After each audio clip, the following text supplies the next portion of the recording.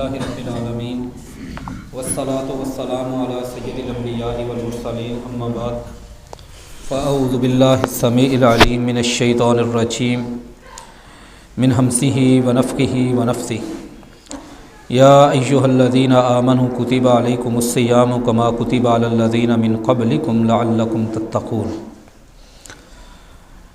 رب اشرح لی صدری ویسر لی امری واحلل عقدۃ من لسانی یفقہوا قولی۔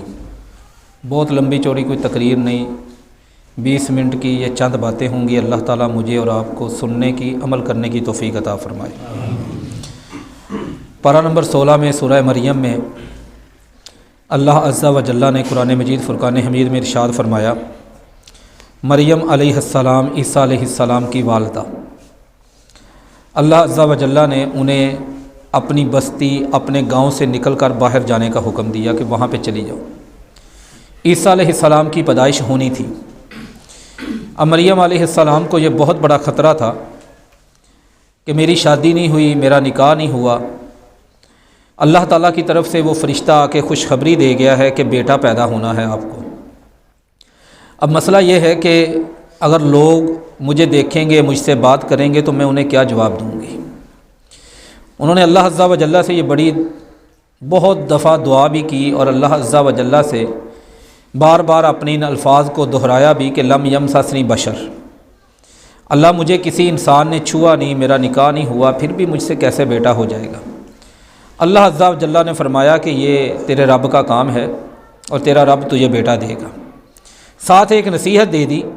نصیحت یہ تھی کہ فَإِمَّا تَرَيِنَّ مِنَ الْبَشَرِ أَحَدًا فَقُولِي إِنِّی نَذَرْتُ لِلرَّحْمَنِ صَوْمًا، کہ تو نے کسی سے بات نہیں کرنی۔ اگر کوئی اجنبی بندہ، کوئی بیگانہ بندہ تجھے نظر آئے یا کوئی بھی عورت نظر آئے، وہ تجھ سے بات کرنے کی کوشش کرے تو نے اسے یہ کہنا ہے کہ إِنِّی نَذَرْتُ لِلرَّحْمَنِ صَوْمًا، کہ میں نے روزہ رکھا ہوا ہے۔ یہ بات اشارے سے بتا دینی ہے۔ اس بات سے یہ پتہ چلا کہ ہم سے پہلے بھی روزہ فرض تھا اور اس روزہ رکھنے کا طریقہ بھی ہمیں سمجھ میں آیا۔ دو فرق ہیں ہمارے اور یہودی اور عیسائیوں کے روزے میں، دو فرق۔ پہلا فرق یہ ہے کہ یہودی اور عیسائیوں کا روزہ رات کو جب وہ سو جائیں تب وہ روزہ شروع ہو جاتا ہے، رات ساری روزے کی حالت میں گزرتی ہے۔ جیسے ہماری کتاب قرآن ہے، ایسے ہی یہودیوں کی کتاب تورات ہے، اور تورات کے 5 حصے ہیں۔ ہماری کتاب کے 30 پارے ہیں، یہودیوں کی تورات کے 5 حصے ہیں۔ پہلی کتاب پیدائش، دوسری کتاب خروج، تیسری کتاب قانون، اور چوتھی کتاب اعداد و شمار، اور 5ویں کتاب تثنیہ۔ 5 حصوں میں ان کی کتاب تورات ہے، جیسے ہمارے 30 پارے۔ یہ ان کی تیسری کتاب قانون میں لکھا ہوا ہے، جب کوئی بندہ شام کو سو جائے گا روزہ شروع ہو جائے گا۔ دوسرا ان کا اور ہمارے روزے میں فرق وہ یہ ہے کہ ان کے روزے کے اندر یہ بھی بات شامل تھی، اب نہیں، یہ بدل دی انہوں نے، کہ جس دن ان کا روزہ ہوتا تھا اس دن وہ بات کسی سے نہیں کر سکتے تھے، انہوں نے خاموش رہنا تھا۔ اللہ تعالیٰ نے ہم پر روزے فرض کیے اور 2 نعمتیں اللہ تعالیٰ نے ہمیں عطا فرمائی۔ پہلی نعمت، اللہ تعالیٰ نے ہم پر یہ نرمی کر دی، اس سختی کو ہم سے دور کر دیا کہ ہم رات کو سوتے ہیں تو روزہ شروع نہیں ہوتا، بلکہ صبح اٹھ کے سحری کھا کے وہ ہمارا روزہ شروع ہوتا ہے۔ دوسری اللہ تعالیٰ کی یہ رحمت ہے کہ سارا دن ہمیں بولنے کا اللہ تعالیٰ نے روزے کی حالت میں بولنے کی اجازت دے دی۔ جیسے آپ کو کھانے کی، پینے کی، بیوی کے قریب جانے کی اجازت روزے کی حالت میں نہیں۔ 2 منٹ کے لیے سوچیں، اگر یہودیوں اور عیسائیوں والا قانون ہوتا کہ آپ کو بولنے کی بھی اجازت نہ ہوتی تو ہمارا کیا بنتا؟ کاروبار ہمارے تباہ ہو جاتے۔ روزی روٹی کی سب سے زیادہ ہم سمجھتے ہیں کہ ہمیں روزے کے مہینے میں ضرورت ہوتی ہے۔ کما کے کیسے لائیں گے، کھائیں گے کیسے، گاہک کو کیسے ڈیل کریں گے، دکان کیسے چلائیں گے، نوکری کیسے کریں گے۔ اگر یہ روزہ ہم پر بھی ہوتا کہ سارا دن روزہ رکھنا ہے، کھانا بھی نہیں، پینا بھی نہیں اور بولنا بھی نہیں، انی نذرت للرحمن صوما فلن اکلم الیوم انسیا، کسی انسان سے بات نہیں ہو سکتی، پھر ہمارا کیا بننا تھا؟ سب سے پہلے ہمیں اللہ تعالیٰ کا اس بات پہ شکر ادا کرنا چاہیے کہ اللہ تعالیٰ نے فرمایا ہے یرید اللہ بکم الیسر ولا یرید بکم العسر، روزہ فرض کر کے اللہ نے تمہیں آسانی دی ہے، اللہ نے تمہیں مشکل میں نہیں ڈالا۔ اب اگر اللہ تعالیٰ نے روزے کی حالت میں کھانے پینے پر پابندی لگا کے بولنے کی اجازت دی ہے، اس کا کیا مطلب ہے کہ روزہ رکھ کے، سحری کر کے، افطاری کر کے، کروا کے سارا دن اپنی مرضی کی زبان ہم یہی سبق ہے جو آج کی اس درس میں، نشست میں، مجلس میں ہم نے سمجھ کے اٹھنا ہے۔ اس کا کیا مطلب ہے کہ ہماری زبانیں آزاد ہیں، جو مرضی ہم اپنی زبان سے بولنا شروع کر دیں۔ ہم نے روزہ رکھا ہوتا ہے، روزہ رکھ کے ہم جھوٹ بولیں، روزہ رکھ کے ہم ملاوٹ کریں، روزہ رکھ کے ہم لوگوں کو دھوکہ دیں، روزہ رکھ کے ہمارے ہاں لوگوں میں لڑائی، فساد، غیبت، چغلی، یہ سارے معاملے ہوتے رہیں، لوگوں پر زنا کی تہمت لگتی رہے۔ یہ وہ زبان تھی جو روزے کے اندر پابند ہو جاتی تھی کہ اس نے لفظ نہیں بولنا۔ اللہ تعالیٰ نے یہ پابندی اٹھائی، ہم اتنے اللہ تعالیٰ کے دین سے نکل گئے۔ نبی کریم صلی اللہ علیہ وآلہ وسلم کی حدیث مبارکہ ہے، 1908 نمبر پر صحیح بخاری میں آتی ہے۔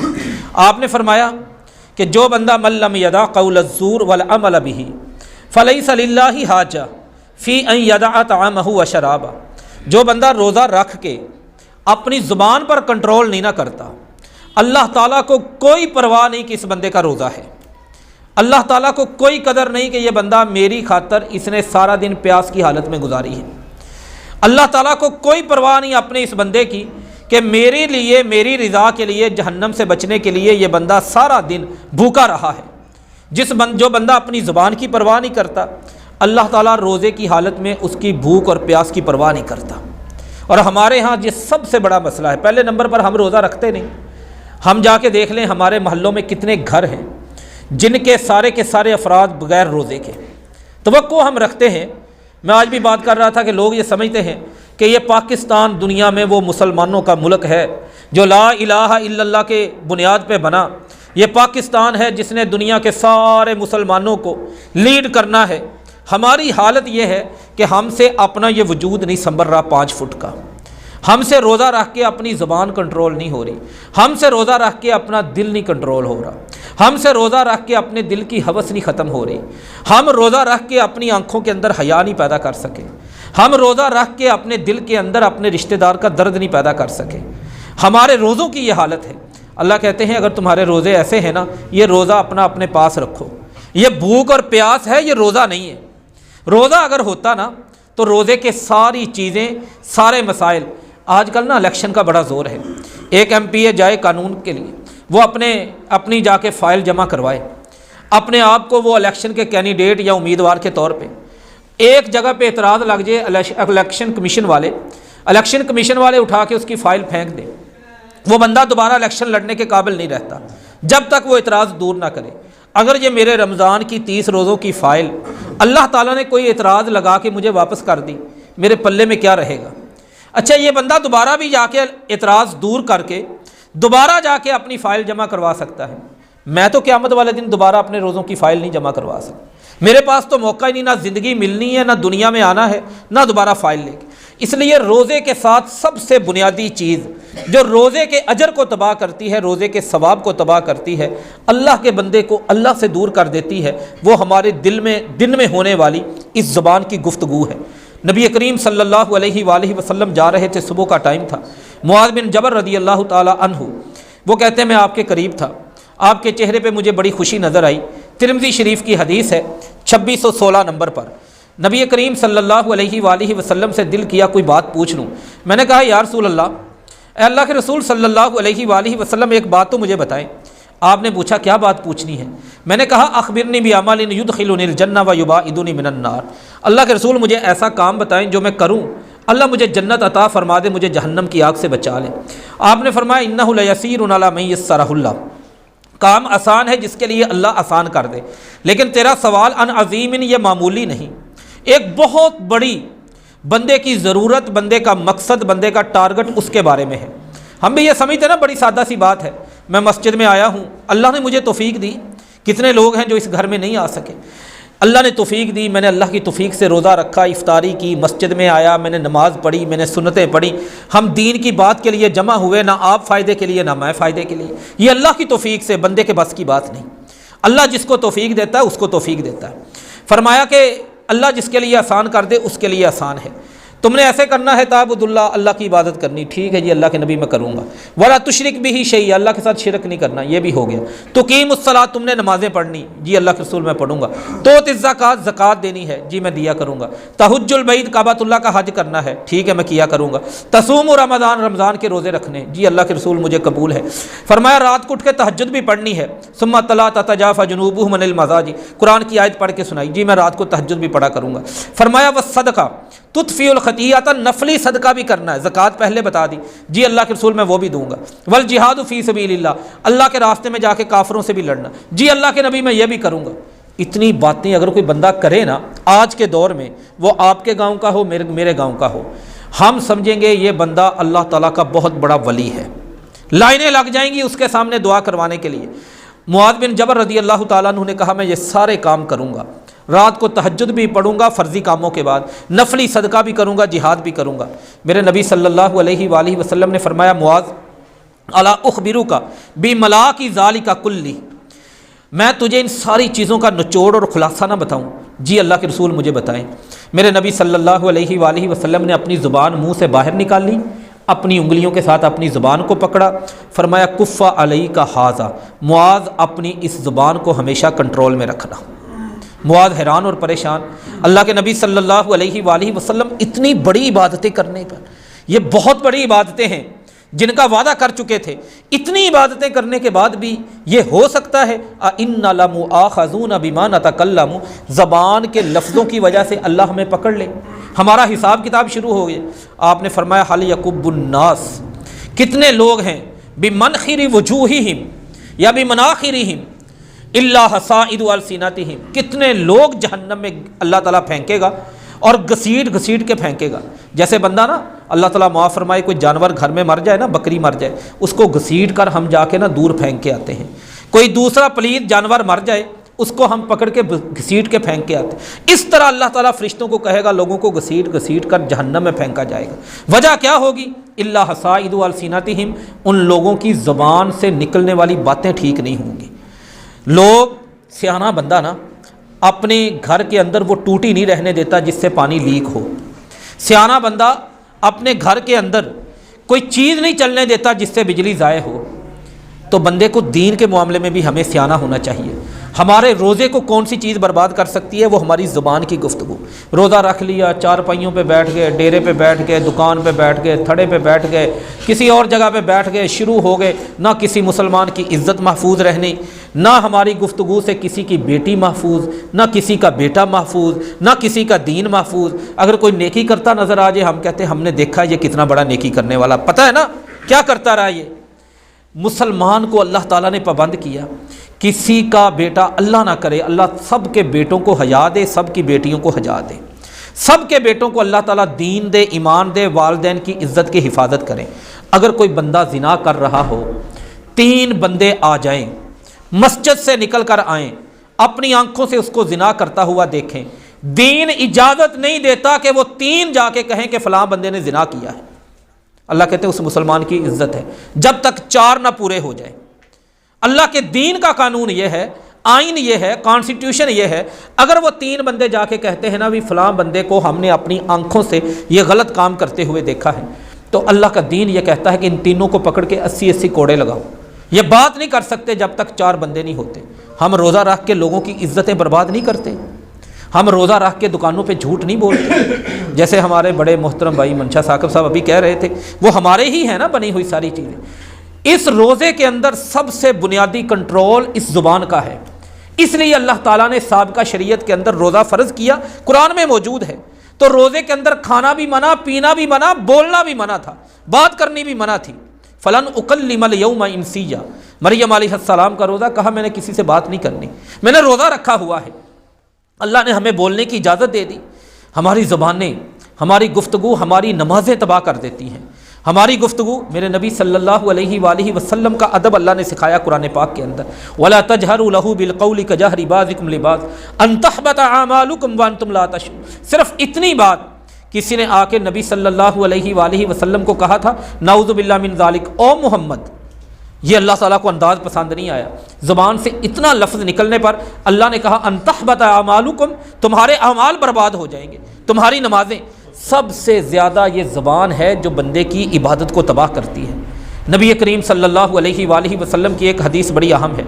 یہ حدیث سنن ابن ماجہ میں آتی ہے 2275 نمبر پر۔ نبی کریم صلی اللہ علیہ وآلہ وسلم نے فرمایا للربا سنتانی و سبعون بابن، سود ہے نا، سود دنیا کا گندہ ترین گناہ ہے۔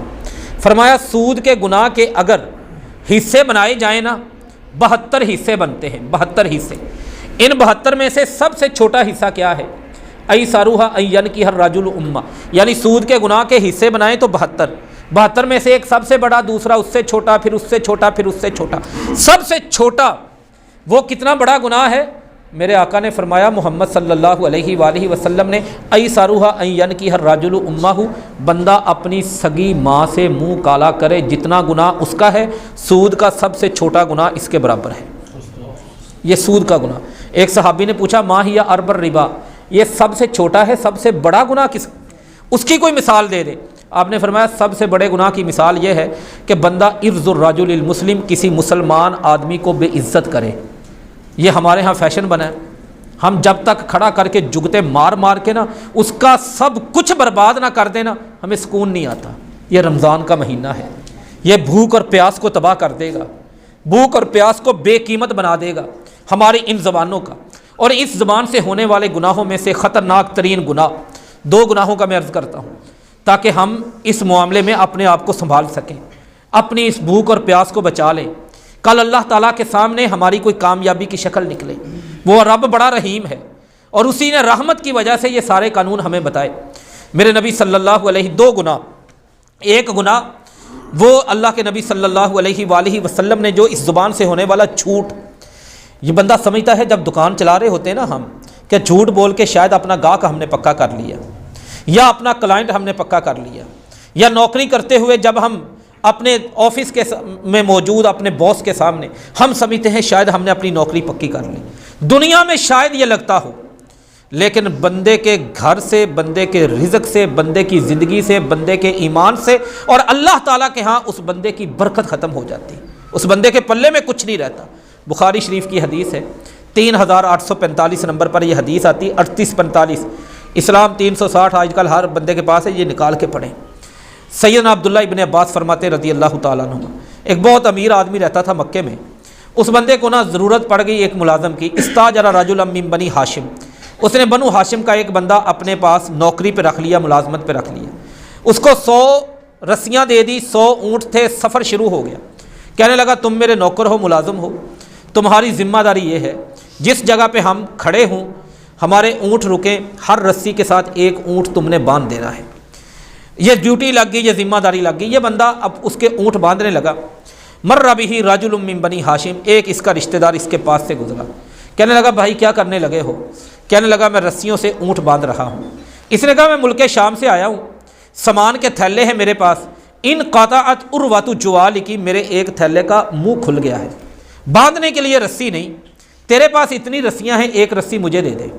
ملازم کہنے لگا میرے مالک نے مجھے گن کے دی ہیں اور گنتی میری رسیوں کی پوری 100 رسیاں 100 اونٹ، تجھے میں دے دوں تیرا تھیلا منہ بند جائے گا، میرا اونٹ کھلا رہ جائے گا۔ اس نے کہا ما لک من الابل، اونٹوں کا کیا مسئلہ ہوتا ہے، کوئی فرق نہیں پڑتا اونٹوں کو، اس اونٹ نے کہاں پہ باندھ کے جانا، 99 اونٹ بندے ہوں نا، ایک اونٹ بھاگ کے نہیں جاتا، یہ وہیں پہ رہے گا، تم رسی مجھے دے دو۔ اس بندے نے رسی دے دی۔ مالک آیا، اس نے پوچھا کہ یہ اونٹ کیوں نہیں باندھا تم نے؟ کہنے لگا حضور اونٹ باندھنا تھا، رشتہ دار آ گیا، مجبوری تھی، رسی اسے دے دی۔ اس مالک کو غصہ، طبیعت اس کی غصے والی تھی، اس نے پکڑا، ڈنڈے کے ساتھ اس پر تشدد کیا۔ وہ بندہ اپنی آخری سانسیں زندگی کی لے رہا تھا، ایک مسافر پاس سے گزرا، اس نے اسے بلا کے کہا کہاں جا رہے ہو؟ کہنے لگا میں مکہ جا رہا ہوں، یمن جا رہا ہوں۔ کہنے لگا یہ نبی صلی اللہ علیہ وآلہ وسلم سے دور سے پہلے کی بات ہے، آپ نے ابھی اعلان نبوت نہیں کیا، اس سے پہلے کی بات ہے۔ کہنے لگا ہمارا حج ہوتا ہے، کافروں کا ایک حج ہوا کرتا تھا اس دور میں، وہاں پہ جاؤ گے؟ یمنی بندے نے کہا اس سال نہیں، اگلے سال جاؤں گا۔ کہا اگر وہاں پہ جاؤ تو جا کے ایک اعلان کرنا، جب سب لوگ حج کے لیے اکٹھے ہوں، فنادی قریشن، اعلان کرنا ہے قریش والوں آ جاؤ، قریش والے آ جائیں گے۔ پھر قریش والوں میں اعلان کرنا نادی ابا طالب یا نادی بنی ہاشم، بنو ہاشم کا قبیلہ میرے سامنے آ جائے، وہ آ جائیں گے۔ پھر وہاں پہ اعلان کرنا نادی ابا طالب، میں نے ابو طالب سے بات کرنی، ابو طالب آ جائیں گے۔ ابو طالب کو بتانا کہ تمہاری برادری کا غریب بندہ ایک رسی کی وجہ سے فلاں امیر بندے نے تشدد کر کے مار ڈالا ہے۔ ساتھ ہی اس کی روح نکل گئی، اس مسافر نے اس کو دفن کر دیا۔ صحیح بخاری کی حدیث ہے 3845 نمبر پر۔ مالک واپس آیا کوئی 6 مہینے بعد تجارت کر کے۔ ابو طالب نے کہا کہ وہ ہمارا ایک ملازم تھا آپ کے ساتھ، ہماری برادری کا ماڑا بندہ، کمزور بندہ، کہاں ہے وہ مالک کہنے لگا راستے میں بیمار ہوا، میں نے علاج کروایا، وہ فوت ہو گیا، نہیں بچا۔ جھوٹ بول دیا اس کے سامنے۔ ابو طالب کو تسلی ہو گئی۔ حج کرنے کے لیے حج کا موقع آیا، ایک مسافر نے اعلان کیا، قریش والے آ کے میری بات سنے، سارے قریش والے چلے گئے۔ پھر اس نے اعلان کیا کہ بنو ہاشم میری بات سنے، بنو ہاشم آ گئے۔ ابو طالب سے میں نے بات کرنی، ابو طالب آ گئے۔ ابو طالب کو وہ پیغام دیا کہ تیرا رشتہ دار فلاں بندے نے تشدد کر کے مار ڈالا ہے۔ ابو طالب نے شام کو پنچایت بلا لی، کٹھ بلا لیا، پرے بلا لی، سارے لوگ اکٹھے ہو گئے۔ ابو طالب نے اس بندے کو کہا آپ نے ہمارے بندے کا قتل کیا ہے، 3 کام کریں، یا تو اس کی دیت میں 100 اونٹ ہمیں دے، یا اس کے بدلے میں قتل ہو جائیں، یا 50 بندے تیار کریں وہ قسم دیں کہ آپ نے ہمارا بندہ نہیں مارا۔ اس پرے میں، اس اکٹھ میں فیصلہ ہو گیا، اور اس کٹھ میں بیٹھنے والا ایک بھی بندہ اللہ کو ماننے والا نہیں ہے۔ ایک بھی بندہ اس وقت تک قرآن نہیں اترا، نبی صلی اللہ علیہ وآلہ وسلم نے رسول ہونے کا اعلان نہیں کیا۔ اس اکٹھ کے اندر یہ فیصلہ ہوا، انہوں نے کہا جی ہم 50 قسمیں دیں گے، ہم تیار ہیں 50 بندے قسمیں دینے کے لیے۔ شام ہوئی، ابو طالب کے دروازے پہ دستک ہوئی، ابو طالب باہر نکلے، ایک عورت کھڑی تھی، اس نے کہا کہ میں جو بھی ہے نا، میں قسم نہیں دینا چاہتی، میرے بچے کی قسم ہے، معاف کر دو۔ اس کے بچے کو چھٹی مل گئی۔ ایک اور بندہ آ گیا، اس نے بھی قسم سے معافی مانگ لی۔ 48 بندے چلے گئے۔ شام انہوں نے جا کے قسم دے دی کہ ہمارے بندے نے بندہ قتل نہیں کیا۔ عبداللہ ابن عباس فرماتے ہیں کہ وہ قسم دے کے باہر نکلے، قسم جھوٹی تھی۔ ما بقیہ من الثمانیۃ والاربعین عین تطرف، ایک بھی بندہ ان 48 میں سے زندہ نہیں رہا، سب کے سب بری موت وہیں پہ مر گئے۔ وجہ کیا تھی؟ اس زبان سے نکلنے والا جھوٹ۔ یہ میں اس لیے ہمارے ہاں یہ عادت بن چکی ہے، ذرا سی کسی کے ساتھ انبن ہو جائے، بات ہماری روپوں کے اوپر، قسموں کے اوپر، ہم سودا بیچنے کے لیے 1 کلو پیاز بیچنے کے لیے قسم اٹھا دیتے ہیں، 1 پتی کی ڈبی بیچنے کے لیے قسم اٹھا دیتے ہیں، ہم 1 کلو فروٹ بیچنے کے لیے ہم جھوٹی قسم اٹھا رہے ہیں۔ اور یہاں پہ دیکھو، یہ صحیح بخاری کی حدیث ہے، اگر اللہ کا عذاب ان پہ اتر سکتا ہے تو میں کسی مسلمان کو جھوٹی قسم میں کوئی چیز بیچ کے آ جاؤں تو میں کیا سمجھتا ہوں وہ جو میں روپیہ کما کے لے کے آیا ہوں وہ میرے گھر میں رحمتیں اتریں گی؟ یہ روزہ صرف کھانا پینا چھوڑنے کا نام نہیں ہے، لعلکم تتقون، اللہ نے کہا روزہ پرہیزگاری سکھاتا ہے، روزہ بچنا سکھاتا ہے۔ اس بچنے کے اندر سب سے بنیادی ہے کہ جب آپ کا روزہ ہو نا تو نبی صلی اللہ علیہ وآلہ وسلم نے فرمایا کوئی تجھے گالی بھی دے نا، اس وقت یہ نہیں کہنی کہ میں تجھے لے کے کھاتا ہوں، میں اپنے گھر سے کھاتا ہوں، میں تجھے بتاتا ہوں میرے اندر غیرت ہے کہ نہیں، میرے آقا نے فرمایا تو مسلمان ہے، تیری سوچ مسلمانوں والی ہونی چاہیے۔ وہ کیا ہے؟ تو نے یہ کہنا ہے فَلْيَقُلْ إِنِّي امْرُؤٌ صَائِمٌ، نہیں بھائی تو نے مجھے گالی دی ہے، میں بہت کچھ کر سکتا ہوں لیکن میں نہیں کروں گا اس لیے کہ میرا روزہ ہے، میری زبان پر میرے اللہ نے پابندی لگائی ہے۔ اگر ہم اپنی زبانوں کی حفاظت کر لیں ہمارے روزوں کا اجر محفوظ رہ جائے گا۔ اللہ سے دعا ہے اللہ تعالی ہم سب کو عمل کی توفیق دے۔ وما علینا الا البلاغ المبین۔